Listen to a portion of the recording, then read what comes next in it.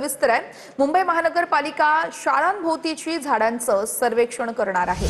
चेंबूरमधील घटनेनंतर पालिका प्रशासनाला जाग आलेली आहे। काल चेंबूरमध्ये झाड कोसळून 10 विद्यार्थी जखमी झाले, एका विद्यार्थ्याचा मृत्यू झाला आणि घटनेची पालिका शिक्षण समिती अध्यक्षांकडून गंभीरपणे दखल घेण्यात आली आहे। धोकादायक झाडांसंदर्भात सर्वेक्षण घेऊन आढावा घेण्याच्या सूचना देण्यात आलेल्या आहेत। मुंबई महानगरपालिका शाळांभोवतीच्या झाडांचं सर्वेक्षण करणार आहे।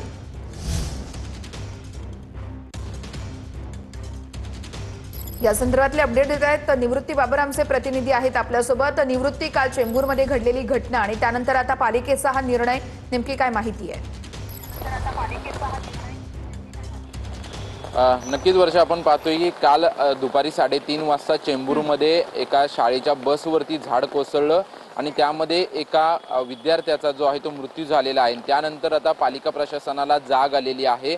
पालिका प्रशासनाच्या वतीनं ज्या मुंबई महानगरपालिकेच्या शाळा आहेत आणि ज्या खाजगी शाळा आहेत, या खाजगी शाळा आणि सर्व मुंबई महानगरपालिकेच्या शाळांच्या अवतीभोवती जी झाडं आहेत, या झाडांचं सर्वेक्षण करण्याचा निर्णय मुंबई महानगरपालिकेच्या वतीनं घेण्यात आलेला आहे।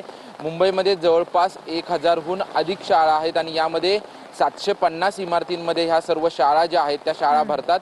या शाळांच्या आजूबाजूच्या संपूर्ण झाडांचं सर्वेक्षण जे आहे ते मुंबई महानगरपालिकेच्या उद्यान विभागाच्या वतीनं केलं जाणार आहे। याच्या अगोदर आपण जर पाहिलं तर पावसाळा सुरू होण्याच्या अगोदर या संपूर्ण झाडांची छाटणी जी आहे ती छाटणी केली जाते।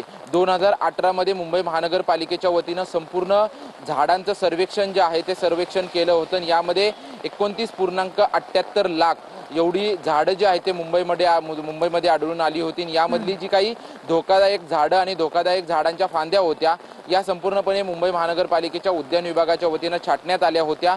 मात्र जी काल दुर्घटना झाली, या दुर्घटनेनंतर पुन्हा एकदा मुंबई महानगरपालिकेच्या वतीनं या संपूर्ण झाडांची सर्वेक्षण जे आहे ते करण्याचा निर्णय घेण्यात आलेला आहे। त्याच्यामुळे ही घटना घडल्यानंतर महानगरपालिकेच्या वतीनं सर्वेक्षण करण्याचा पुन्हा निर्णय घेतल्यानंतर दुर्घटना घडल्यानंतरच महानगरपालिकेला जाग आल्याची चर्चा जी आहे ती पुन्हा एकदा सुरू झालेली आहे। आणि गेल्या अगदीच निवृत्ती, या संदर्भातले अपडेट्स घेत राहू। तर तास धन्यवाद दिलेल्या या सविस्तर माहितीसाठी।